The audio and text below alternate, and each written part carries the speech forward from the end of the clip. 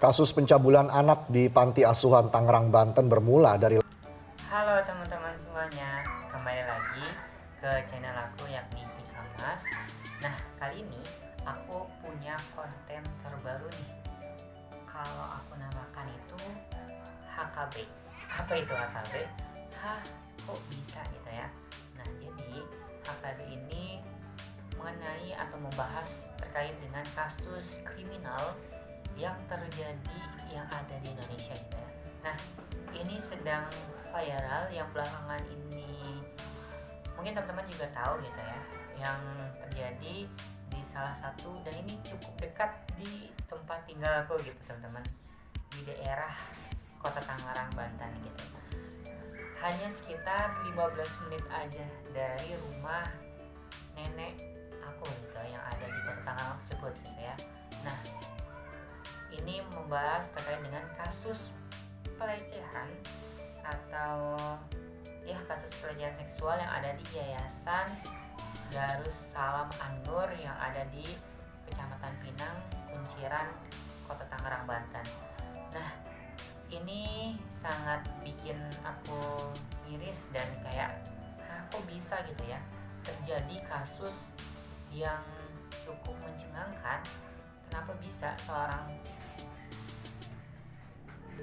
pondok, seorang ataupun suatu tempat yang dimana biasanya untuk orang belajar, orang untuk menuntut ilmu ataupun ia berkedok dengan keagamaan, kan harusnya ya untuk mereka menggapai mimpinya gitu ya, untuk menggapai mimpinya dan mendapatkan kasih sayang, mendapatkan suatu pelukan dari seorang yang dianggap keluarga gitu. Tapi ternyata di balik semua itu ya seperti itu terjadi gitu ya teman-teman. Ya, inilah yang terjadi di Indonesia gitu ya. Nah, seperti apa sih kronologinya gitu ya? Nah, diawali dari salah satu seorang, ya kita sebut aja namanya Bude gitu ya, atau Bunda D. Nah, Bunda D ini mendapatkan DM Instagram dari salah satu seorang, entah sepertinya orang tua asuh gitu ya, orang tua asuh ataupun dari seseorang yang melapor terkait dengan, kurang lebih bahasanya tuh melaporkan kejadian yang cukup bejat yang terjadi di tempat tersebut, yang ada terjadi pada yayasan tersebut, yang terjadi di daerah tersebut, yang mana ini bukan lagi tempatnya yang bermasalah gitu ya, tapi otak dari si pengurus, otak dari si pemilik yayasan tersebutlah yang salah gitu. Nah, ya makanya dapat laporan tersebut ya akhirnya diselidiki gitu ya. Namun sebelum diselidiki pasti dari seorang Bunda B tersebut yang beranggapan bahwa ya itu hanya sekedar fitnah, ya itu hanya sekedar untuk menurunkan ya si tempat tersebut gitu ya. Karena si Bunda tersebut ini merupakan salah satu orang tua asuh yang ada di sana atau pengurus juga yang ada di sana gitu ya. Makanya ini bisa diselidiki lebih lanjut dengan ke gurunya, ke kakak pembinanya, ke pengurus, ke pihak yayasannya gitu ya. Nah, setelah diselidiki, diusut dan diusut, ya mendapatkan kabar bahwasanya ya memang ya memang itu terjadi di tempat tersebut gitu ya. Yaitu membuat kayak seharusnya tempat yang untuk mereka mendapatkan pelukan dari orang tua asuh pengganti, mendapatkan seorang ibu, ayah yang mereka ini merupakan yatim piatu, tidak memiliki ayah, tidak memiliki seorang ibu, mendapatkan perlakuan dari seorang yang sangat bejat, seorang pedofil tersebut gitu ya teman. Nah, makanya ini aku lihat beritanya tuh sangat bikin capek gitu ya, karena di luar nalar banget itu berkedok keagamaan dari tampilannya, dari ya sebenarnya kalau di dalam sehari-harinya memang agak melambai gitu ya orangnya, tapi dalam segi untuk ditutupi dengan pakaiannya, dengan perlakuannya, dengan lisannya yang cukup manis itu, tapi ternyata perlakuannya itu cukup bagus gitu ya. Cukup bagus maksudku tidak bisa orang melihat gitu. Tidak bisa orang melihat sampai itu tuh ketahuan, sampai itu tuh bisa tercium oleh orang lain. Yang terjadi itu sekitar sudah kurang lebih 9 tahun atau 7 sampai 9 tahunan gitu ya. Yang mana yayasan ini berdiri pun tanpa ada izin dari pihak Kementerian Sosial gitu. Jadi kayak udah yayasan aja itu tidak berizin, terus juga mendapatkan perlakuan seperti itu. Dan juga mungkin teman-teman juga udah melihat ya salah satu podcast dari Om Deddy Corbuzier, si pelaku dan yayasan tersebut sempat diundang di salah satu acara TV yang terjadi 5 tahun yang lalu gitu ya, acara hitam putih gitu. Mungkin teman-teman bisa cari di search di Instagram atau search di YouTube, itu Badut Syariah. Nah itu terlihat ada seorang pelaku bernama S ataupun Sudirman, lalu ada Yusuf Bahtiar, dan juga ada pelaku yang saat ini juga menjadi buron gitu ya, yakni si S juga, yakni Yadi Supriyadi ya, seperti itu.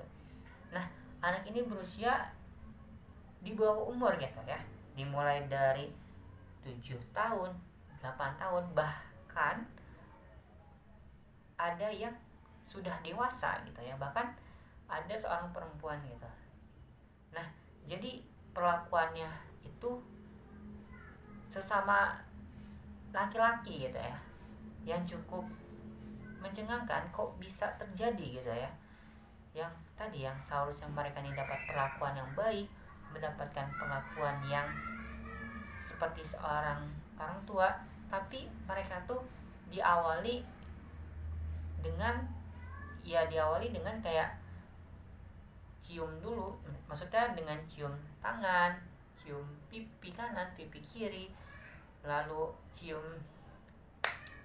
bibir, lalu ya dengan modus-modus yang lain gitu loh ya. Nah dimana salah satu modus itu ada beberapa yang disampaikan. Pertama, ketika seorang korban yang juga di bawah umur sekitar 8 tahun 8-9 tahunan, sedang usai dari kerja bakti gitu ya. Seusai dari kerja bakti, dia tuh ya dipanggil gitu ya sama salah satu pemilik dari yayasan untuk, ya biasa kalau habis kerja bakti pasti capek gitu ya, untuk dipijitin, terus juga ya ingin dipijitkan layaknya capek gitu ya, pengen pegang gitu ya. Nah tapi dari sanalah si pelaku atau modus tersebut tuh malah menjadikan orang ini atau anak ini tuh meminta hal-hal yang senonoh, meminta hal-hal yang di luar nalar banget gitu ya, dengan ya diawali dengan pakai ya dengan minyak zaitun lah, dengan ya hemodi dan lain sebagainya, karena mijitin lah, lalu saya itu ya dipegang dan lain sebagainya gitu ya. Nah itulah modus pertama. Nah ketika si anak ini sudah selesai gitu ya, nah lalu ada salah satu pelaku lain yang kita sebut misalnya tuh yang saat ini sedang buron gitu ya, yakni Yadi Supriyadi. Nggak apa-apa ya kita sebut aja nama pelakunya, karena ya biar teman-teman juga tahu, dan juga teman-teman tuh bisa menghindari dari orang-orang atau seorang pedofil yang sangat menjijikan itu gitu ya. Ya maaf ya aku ceritakan ini sangat menggebu-gebu, karena kok bisa gitu ya terjadi kasus yang cowok sesama cowok tuh homoseksual gitu ya. Nah kita lanjut kembali gitu ya. Ketika si Yadi Supriyadi ini ketika si korban ini selesai gitu ya dari si pemilik yayasan atau si si Sudirman gitu ya. Nah lalu si yang di Supra itu meminta untuk yang diperlakukan hal yang sama itu pada saat ketika membaca surat Al-Mulk gitu. Ketika surat membaca Al-Mulk ingin menunggu azan zuhur gitu ya. Nah itu diminta sama si pelaku ya di Supriyadi ini, diminta untuk ya hal-hal sonal itu lagi gitu ya. Jadi kayak dalam satu momen itu terjadi gitu ya. Jadi kayak sedih rasanya, hancur rasanya, itu kok bisa terjadi hal-hal yang seperti itu di tempat yang dianggapan di luar banyak itu hal yang baik, beranggapan hal yang seperti itu tempat yang nyaman, tapi ternyata itu sangat tidak masuk akal itu terjadi gitu ya teman-teman. Lalu ya udah, sebenarnya kalau untuk cerita dari si bunda ini itu hanya sekedar itu aja gitu ya. Dalam satu momen itu kejadian dua hal yang cukup senonoh. Nah lalu setelah itu dari si korban itu melaksanakan sholat zuhur lah, tapi dia ini nggak melakukan wudhu, sadar gitu ya bahwa hal tersebut tuh memang salah, hal tersebut tuh memang di luar dari ya di luar nalar kita sebagai manusia, kok bisa melakukan terjadi seperti itu. Jadi kayak ya udah, ketika ditanya gitu ya, kenapa nggak wudhu gitu ya, kenapa nggak wudhu, ya tentunya ya itu dosanya biar buat si pelaku aja gitu ya. Nah makanya itu ya sadar akan tersebut ya, mungkin kayak trauma lah, karena takut lah, atau ada ancaman gitu ya. Makanya itu membuat si anak tersebut tuh ya udah mau gimana lagi gitu ya, seperti itu gitu ya. Nah lalu terjadi beberapa kali dengan berbagai macam situasi. Modus yang lainnya itu dari bunda tersebut juga ya, menceritakan dari salah satu atau dari tempat tersebut, dari yayasan Darussalam Anur ini mengadakan kegiatan gathering gitu ya, bukan catering mah makanan ya, gathering untuk kegiatan yang lain gitu ya. Nah kegiatan ya seperti kekeluargaan lah, atau kegiatan yang ya cukup baik lah ya, untuk merekatkan ukhuwah Islamiyah, merekatkan ukhuwah yang cukup baik di sana. Namun awalnya itu dengan niat baik, tapi dibungkus dengan hal-hal yang tidak baik. Kenapa?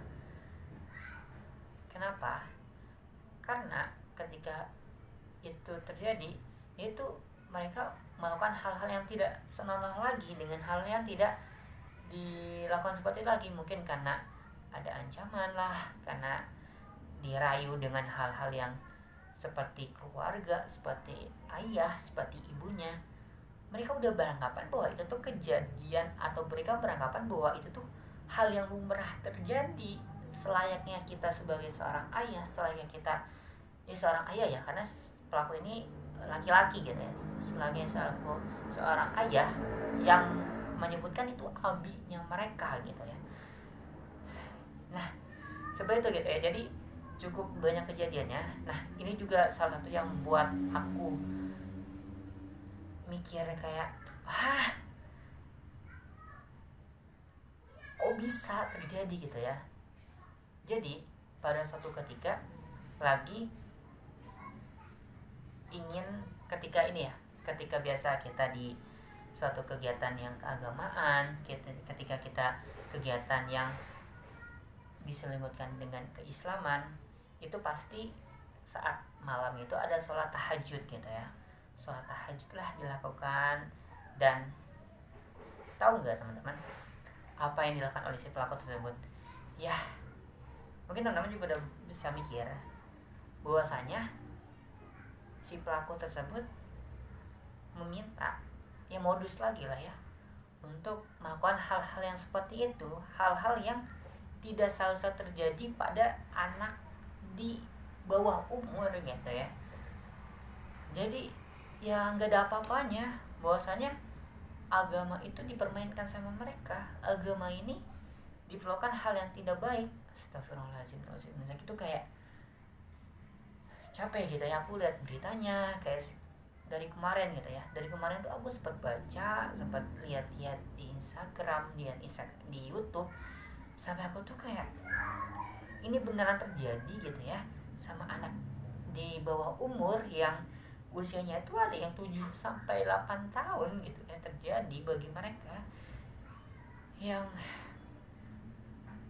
ya udahlah, sangat capek gitu ya terjadi bagi mereka pelaku yang seperti itu gitu ya.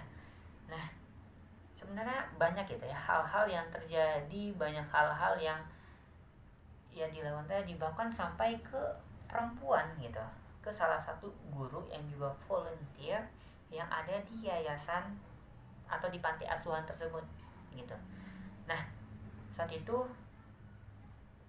si anak perempuan tersebut atau guru lah ya, guru tersebut tuh meminta pengen pulang terus gitu ya. Kenapa? Padahal kan di sini udah enak gitu ya, ada makan enak, kegiatannya positif, kegiatannya baik, mengaji, terus juga hal-hal, banyak teman-teman yang juga baik, banyak hal-hal yang bikin ya lingkungannya juga positif, tentunya baik. Nah, tapi kenapa si anak tersebut atau si guru tersebut tuh meminta untuk terus pulang gitu ya. Nah, ketika diselidiki, yaitu ketika diselidiki yang melakukan pelecehan kepada si guru tersebut gitu ya. Jadi kayak ya udah, memang pantas, maksudnya memang itu terjadi ya, memang seperti itu gitu. Jadi kayak ya dari awal aku cerita tadi ya teman-teman, dari awal aku cerita itu ya melakukan dari pelaku yang juga sangat di luar nurul gitu ya kalau zaman sekarang gitu ya. Jadi ya saat ini gitu ya, sebenarnya kalau di dalam cerita atau dalam podcast atau dalam berita-berita yang aku baca gitu ya, itu udah sekitar 25 korban anak-anak ataupun kakak pembinanya yang menjadi korban si 3 orang ini. Tadi aku sebutkan ada namanya Sudirman, terus juga ada namanya Yusuf Bahtiar yang juga pengurus. Sudirman itu selaku pemilik dari panti asuhan, dan satu lagi yang menjadi buron yakni Yani Supriyadi selaku pengurus yang ada di sana di panti asuhan gitu ya. Jadi ya bagi teman-teman gitu ya yang mungkin kenal, yang mungkin keluarganya dengan pelaku buron tersebut gitu ya, yuk kita coba sama-sama angkat kasus ini agar viral, agar terlihat oleh si pelaku tersebut untuk segera ditangkap, segera untuk mendapatkan hukuman yang setimpal dengan apa yang dilakukan kepada si anak-anak yang menjadi korban tersebut gitu ya. Itu teman-teman, jadi ya cukup capek gitu ya. Dan sebenarnya teman-teman,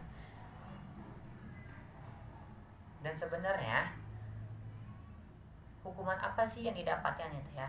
Nah, berdasarkan dari yang aku lihat itu mendapatkan hukuman pidana ya 15 tahun, 5 sampai 15 tahun gitu ya.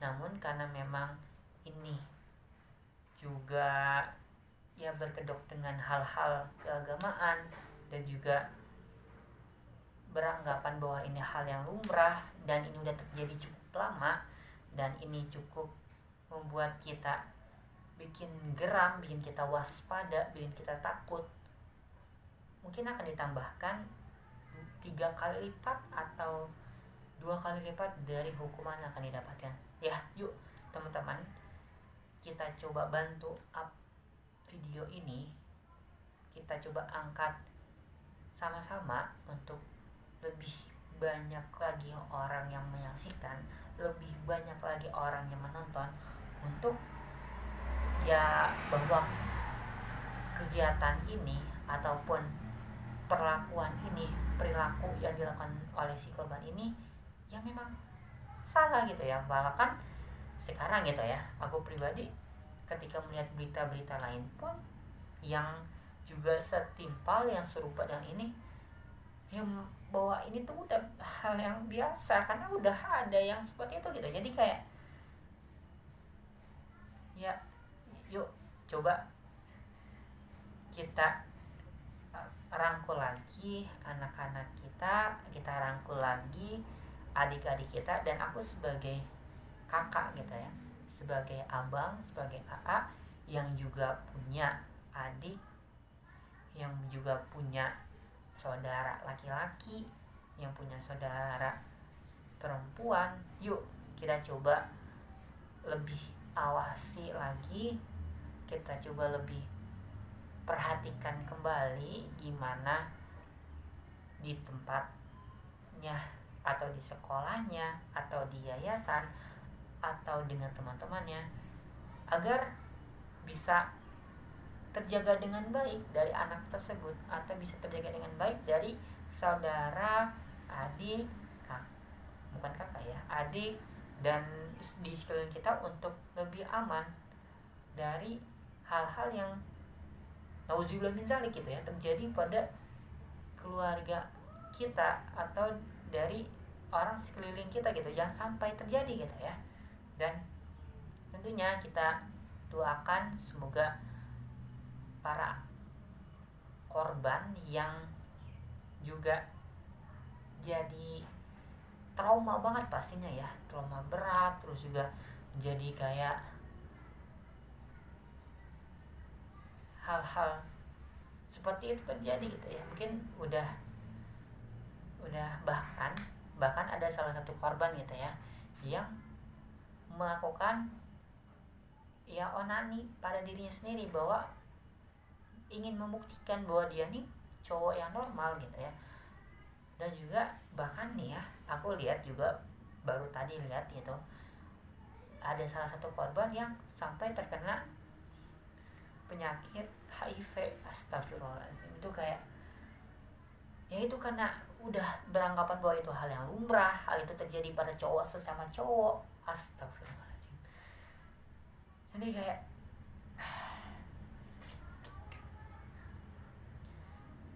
yuk teman-teman, mulai hari ini, mulai saat ini, kita lebih rangkul lagi teman kita, kakak kita, adik kita, ya siapapun itulah ya, untuk menjaga orang-orang tersebut, untuk terlindungi dari orang-orang yang pedofil yang senonoh itu melakukan hal yang seperti itu gitu ya teman-teman. Jadi ya semoga dengan kasusnya ini, dengan adanya kasusnya ini, kita bisa lebih aware lagi, lebih peduli lagi dengan apa yang terjadi pada sekeliling kita, dengan apa yang terjadi pada orang-orang yang juga kita sayang, orang-orang yang kita juga lindungi gitu ya. Dan tentunya semoga para korban bisa pulih kembali traumanya, bisa pulih lagi dengan ya hal-hal yang seperti itu gitu ya, dan bisa kembali lagi hidup layaknya normal. Dan juga aku yakin pasti itu nggak cepat gitu ya, pasti butuh pemulihan yang juga nggak sebentar, yang juga akan lama, yang tentunya semoga kita sama-sama doakan semoga cepat pulih dan bisa kembali ke hidup normal seperti sedia kala gitu ya, dan mendapatkan orang tua asuh yang sesayangnya normal pada umumnya kita layak gitu ya gitu. Jadi ya seperti kita layaknya, seperti ayah dengan anaknya, seperti ibu ke anaknya, dan lain sebagainya gitu ya teman-teman. Dan semoga para pedofil yang cukup cukup bikin geram ya, cukup bikin kayak kok bisa ini terjadi.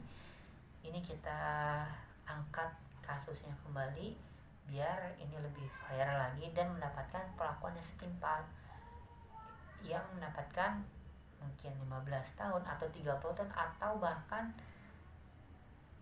mendapatkan hukuman yang juga ya setimpal dengan apa yang udah dia perbuat, yang udah cukup lama itu dilakukannya gitu. Kayak gitu ya teman-teman. Jadi pas aku lihat pun itu sampai sekarang pun kepala aku sampai pusing gitu teman, karena ini kasus yang cukup berat, ini kok bisa terjadi gitu ya.